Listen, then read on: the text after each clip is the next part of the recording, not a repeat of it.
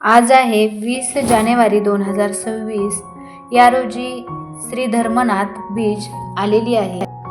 तर आज आपण ऐकणार आहोत अशी एक अद्भुत कथा जिथे योग, तपस्या, संसार आणि वैराग्य यांचा विलक्षण संगम घडतो. ही आहे कथा महान योगी मच्छिंद्रनाथ यांचे पुत्र धर्मनाथ यांची कथा. एकदा मच्छिंद्रनाथ व गोरक्षनाथ आपल्या सद्गुरू श्री दत्तात्रेय प्रभूंना भेटण्यासाठी गिरनार पर्वतावर आले. परस्परांनी एकमेकांच्या काही घटनांची चर्चा केली. श्री गुरूंनी त्यांना 6 महिने ठेवून घेतले.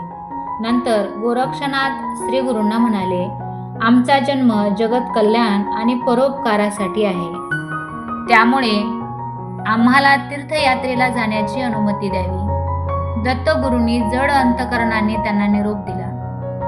मच्छिंद्रनाथ गोरक्षनाथ काशी क्षेत्री निघाले. वाटेत प्रयाग क्षेत्री येऊन पोहोचले. त्यावेळी तेथे त्रिविक्रम राजा राज्य करीत होता. राणीचे नाव रेवती होते. त्यांना एकही अपत्य नव्हते. त्रिविक्रम राजा परम उदार, ज्ञानी, परोपकारी, प्रजाहित दक्ष होता. विक्रम राजा प्रजेवर पुत्राप्रमाणे प्रेम करीत होता.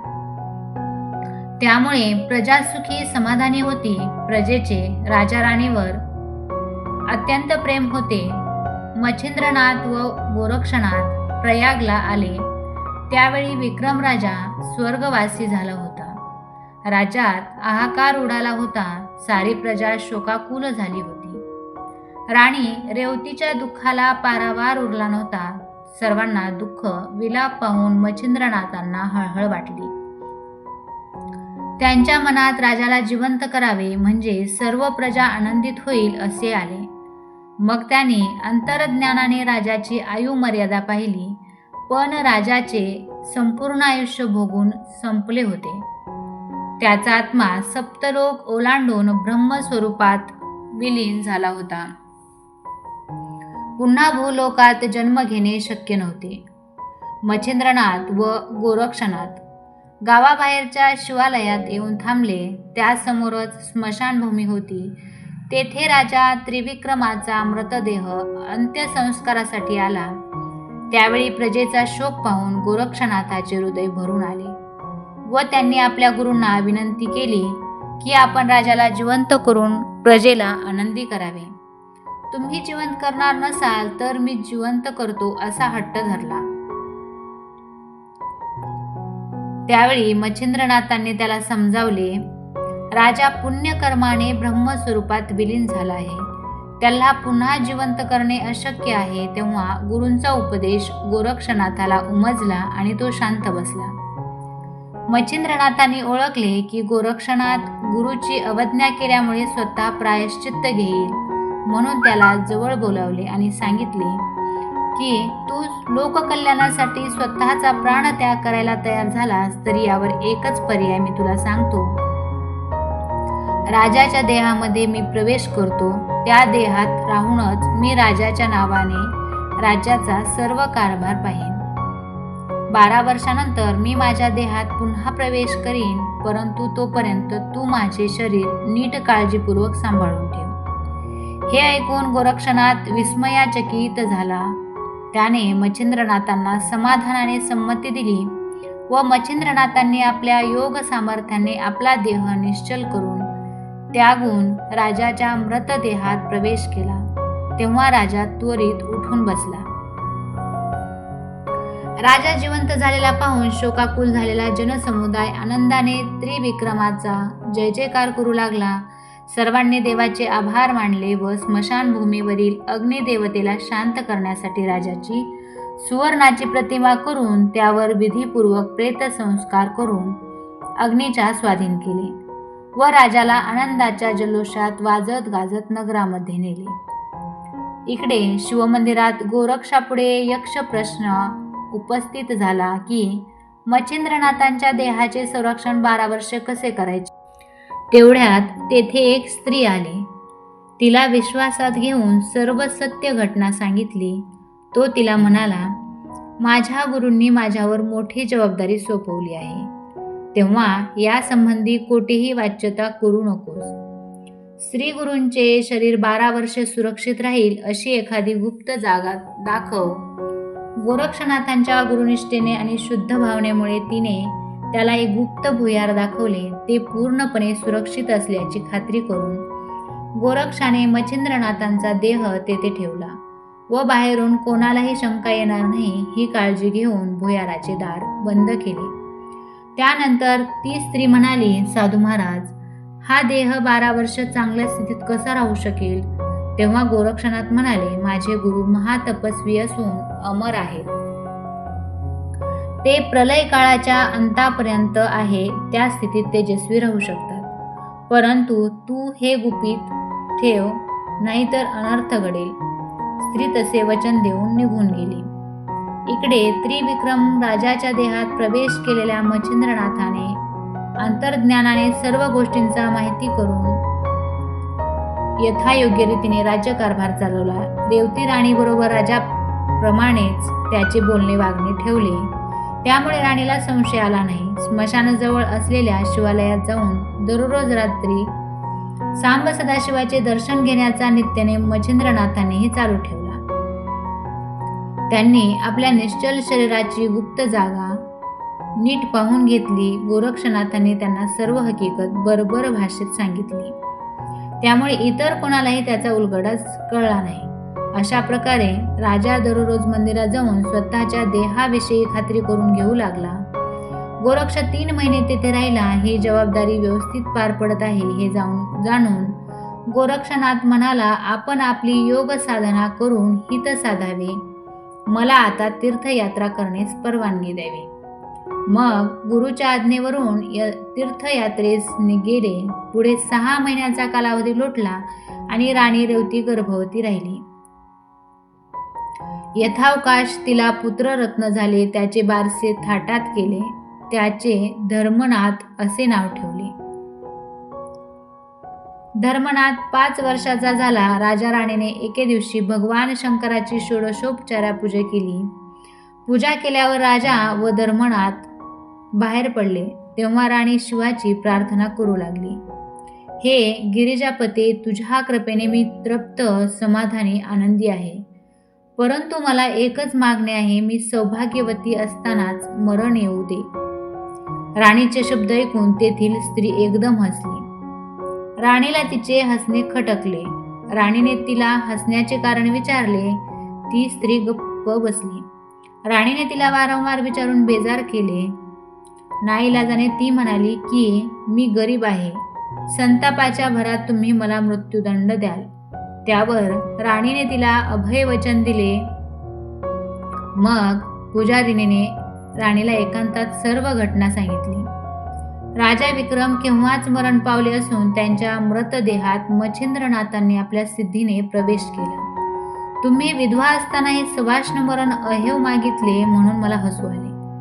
यापुढे 12 वर्ष मच्छिंद्रनाथ राजाच्या शरीरात राहणार. त्यानंतर ते राजाच्या देहाचा त्याग करून स्वतःच्या देहात संचार करतील. तेव्हा तुमच्या वाट्याला वैधव्य येणार, ही वस्तुस्थिती आहे. नंतर तिने मच्छिंद्रनाथाचे मृत शरीर दाखवले. ते पाहून राणी खूप उदास झाली. राजवाड्यात आल्यावर तिने त्यावर विचार केला. या निमित्ताने आपल्याला मातृत्व व राजाला वारस मिळाला. 7 वर्षांनी आपल्याला वैधव्य प्राप्त होणार. धर्मनाथला कसे मोठे करणार, राजाची जबाबदारी कोण सांभाळणार, यावर तिने उपाय निवडला. मच्छिंद्रनाथाचे मृत शरीर नाहीसे करून टाकले तर सर्व प्रश्न सुटतील. तिने मच्छिंद्राचे शरीर बाहेर काढले व सेवकाकडून मध्यरात्री त्याचे बारीक तुकडे करून अरण्यात फेकून दिले. भुयाराचे तोंड पूर्ववत बंद करून निश्चिंत राहिली. ही घटना घडल्यानंतर माता पार्वतीला कैलासात एकदम जाग आली. तिने भगवान शंकराला रेवती राणीने आपल्या भक्ताचे केलेले कृष्ण कृत्य सांगितले. शंकराला खूप हळहळ वाटली. त्यांनी पार्वतीला सांगितले की तू यक्षिणीला अरण्यात पाठवून मच्छिंद्रनाथांच्या देहाचे तुकडे एकत्र करून कैलासावर आणून ठेवण्यास सांग. पार्वतीने कोटी चामुंडांना बोलावून तशी आज्ञा केली. त्याप्रमाणे चामुंडा व यक्षिणीने मच्छिंद्राच्या देहाचे भग्नावशेष वीरभद्राकडे सुपूर्त केले आणि सांगितले की हा भग्नदेह आपला शत्रू मच्छिंद्रनाथाचा आहे. याने आपल्याला नग्न करून फजिती केली होती. अष्टभैरवांना सळो की पळो केले होते, तेव्हा त्याचा देह नेण्यासाठी गोरक्षनाथ येणार आहे. सर्व भैरवांना व वीरभद्राला खूप आनंद झाला. त्यांनी सुरक्षित ठिकाणी तो देह ठेवला. त्याच्या भोवती 84 कोटी 72 लक्ष शिवगण, कोट्यावधी यक्षिणी, चामुंडा, शंखिनी, डाकिनी सशस्त्र ठेवल्या. त्रिविक्रम राजाच्या देहातील मच्छिंद्रनाथ दररोज शिवालयात जाऊन भुयाराकडे जात असे व आपला देह सुरक्षित ठिकाणी आहे याची खात्री करून घेत असे. पण आपण दिव्यदृष्टीने एकदा पाहावे असा विचारही त्याच्या मनात आला नाही. अशा प्रकारे राजवैभव सुख समाधानाने भोगीत असता 12 वर्षाची मुदतही संपत आली. तिकडे 12 वर्ष पूर्ण झाली हे जाणून गोरक्षनाथ व त्यांचा शिष्य चौरंगीनाथ प्रयाग क्षेत्री गुरु भेटीसाठी शिवमंदिरात आले. त्या स्त्रीला बोलावून मच्छिंद्राच्या देहाबद्दल विचारले, तेव्हा तिने रेवती राणीने धमकी देऊन आपल्याकडून सर्व गुपित जाणून घेतले व पुढील सर्व वृत्तांत सांगितला. गोरक्षांना खूप वाईट वाटले. तेव्हा ती स्त्री म्हणाली, मच्छिंद्राच्या देहाचे काय केले ते रेवती राणीला विचारून येते.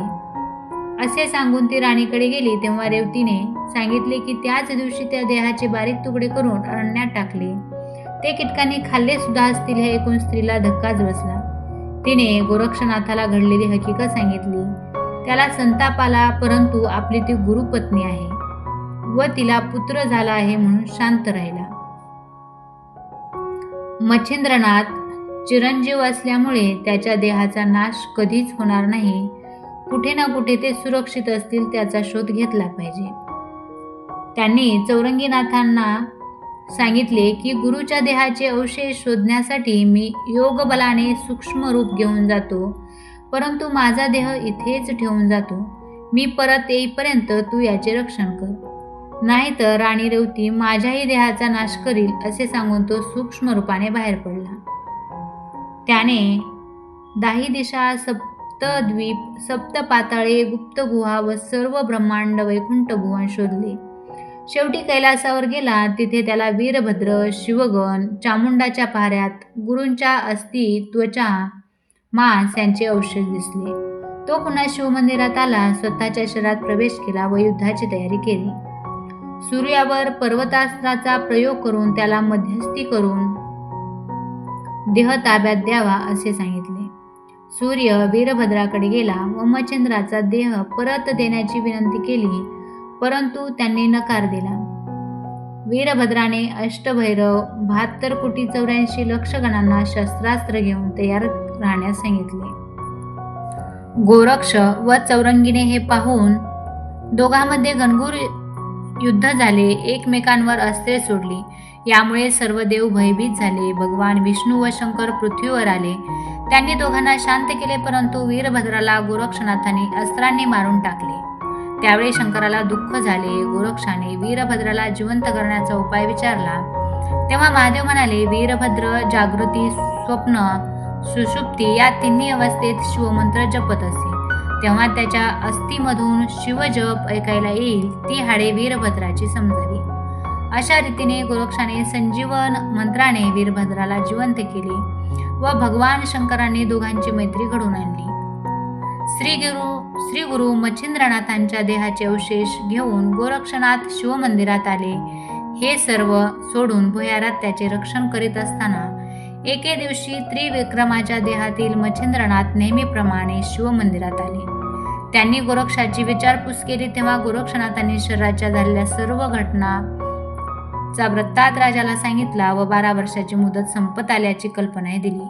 तेव्हा मच्छिंद्रनाथ म्हणाले की मला देहात पुनरागमन करण्याची ओढ लागली आहे. त्यासाठी पुत्र धर्मनाथाला राज्याचा उत्तराधिकारी करून परत येतो असे सांगून राजवाड्याकडे निघून गेले.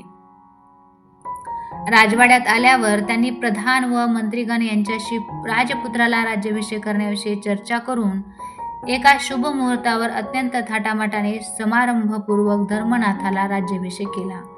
सर्व प्रजाजनांना सुवर्णदान, मिष्टान्न भोजन, कर सवलत इत्यादी जनहिताची कामे करून धर्मनाथाच्या राज्यकारभाराचे अवलोकन करून 1 महिन्याने मच्छिंद्रनाथांनी समाधानाने शिवमंदिरातील आपल्या स्वशरीरात प्रवेश केला. गोरक्षनाथांनी संजीवन मंत्राने तो पूर्ववत केला.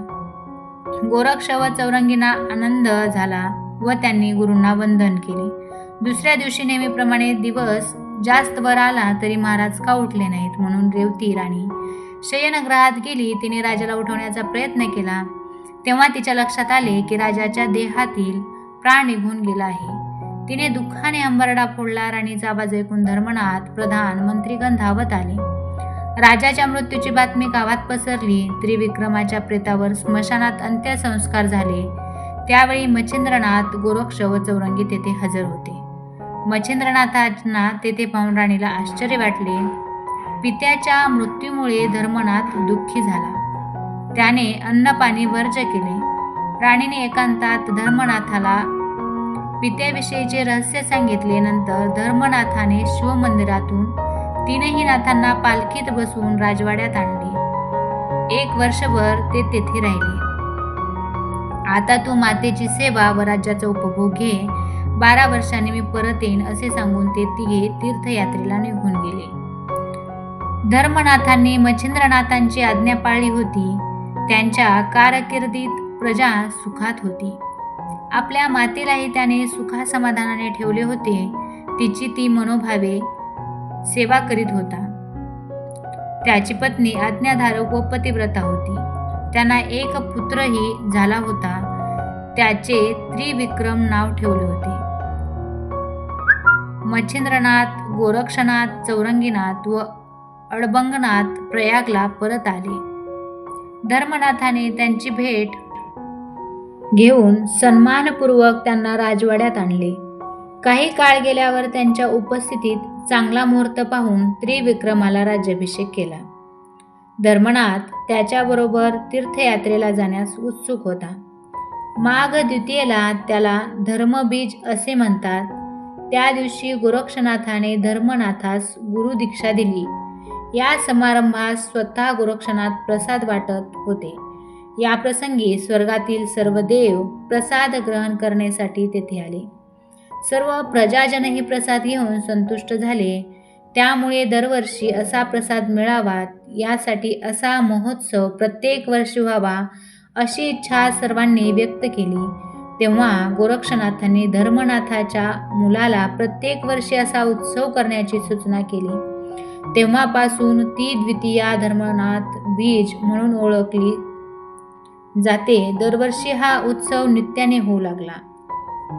दरवर्षी माघ शुद्ध द्वितीयेला उत्सव करून लोकांना भोजन देणाऱ्याच्या घरी दारिद्र्य, दुःख, रोग, संकटे, भवभय, दोष, पीडा यांचा समूळ नाश होईल. तिथे लक्ष्मी वास करील. मनोकामना पूर्ण होतील. संसारात सुख समाधान प्राप्त होईल. आपल्या शक्तीनुसार हा उत्सव साजरा करावा असे गोरक्षनाथांनी आपल्या किमयागिरी ह्या ग्रंथात प्रतिज्ञापूर्वक सांगितले आहे. प्रयाग येथील कार्य झाल्यावर ते 4ही योगी श्रेष्ठ धर्मनाथाला घेऊन तीर्थयात्रेस निघाले.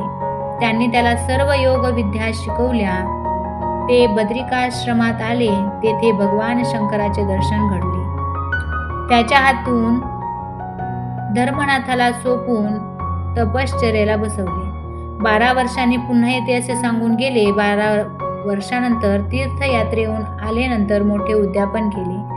या सोहळ्यात सर्व देवदेवतांना निमंत्रित केले. त्या सर्वांनी धर्मनाथाला अनेक उत्तम आशीर्वाद आणि वरदान दिले. सर्वजण संतुष्ट होऊन आपल्याला स्वस्थानी गेले. त्यानंतर मच्छिंद्रासहित सर्वजण तीर्थयात्रेस निघून गेले.